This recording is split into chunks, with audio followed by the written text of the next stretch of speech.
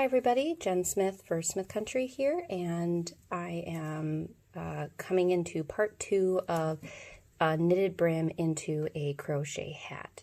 So once again, I have a 4 medium weight wool yarn. As you can see, it's a little bit thinner than the yarn that I used. It's more of a worsted weight, I'd actually say worsted weight, sorry. As opposed to, say, the thicker yarn that I used in the pattern. I used a Red Love, which is a heavier, denser yarn. But this is actually for my 5-year-old. So, yeah, she's getting a lot of stuff today. Whereas the other one was for an adult. So I'm actually using 4mm knitting needles as opposed to 5. And I'll actually be going into a 5mm hook. So I did a long tail cast on, which is why I have an awful lot of extra. You could have done a knit cast on. It just depends on how you want to do it. I find that I tend to long tail cast on quicker, so that's why I did that. I did the knit 2, purl 2, so what we're going to do here is I'm going to finish that up. So in case you're new to it and you haven't done that, purl 2 means that the yarn, instead of being back here, is going to be in the front here. And then you insert the needle, there's a loop. I'm going to show you that right here, if you can see it. And you're going to insert into this front side of the loop right here, and that's a purl. And then for the knit, you're going to insert from right here, and you're going to knit. Okay? So that's knit 2, purl 2. I am not the fastest knitter.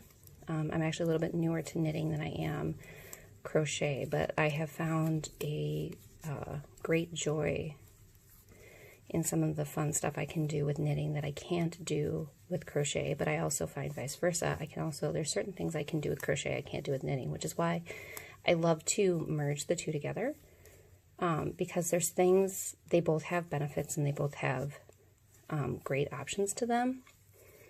So in this particular case, the reason I like to knit this is because I actually really like the stretch of, if you notice, the brim in comparison than if I did a crochet in the back loop. So that's why I do this. So the first thing we're going to do is, this is our place marker that I had. I'm going to take that out. And I'm going to take my crochet hook. This is that Lion brand bamboo crochet hook. I just found these, so I'm trying them out to see if I really like them or not. One thing I will say, they don't slide as much, so you have a little bit more control if you're on the other end of that. Maybe you're a good knitter, but you're new at crocheting. That might be nice. So we're going to take off of our left side needle. We're going to insert the hook in, and then this yarn, we're going to yarn over around the hook. Pull the hook through the loop. Now what I want to do is I want to chain 1. So pretend like this is your single crochet and this is your chain 1. Then I'm going to insert back into the loop to make my first single crochet. This makes that become crochet work. It makes it more stable. I'm not pulling on this, and I've had a couple incidences where I tried it the other way and I had a huge hole, so I don't do it that way anymore. I always do a chain 1 and then, or a chain 2 if I'm double crocheting, and then I do either the single crochet, the double crochet, or a half double crochet. If you do a half double crochet for me, let's say it's a pattern that has that, you will chain 1. Otherwise you'll have a big gap. So first single crochet is in, then we go back in, we take our hook, put it back into the loop, and it just comes right off, sits on the hook, yarn over, grab the loop, and now we're just going to single crochet into there. And that is it. So we're going to go all the way around, and that's how you single crochet out of the hat.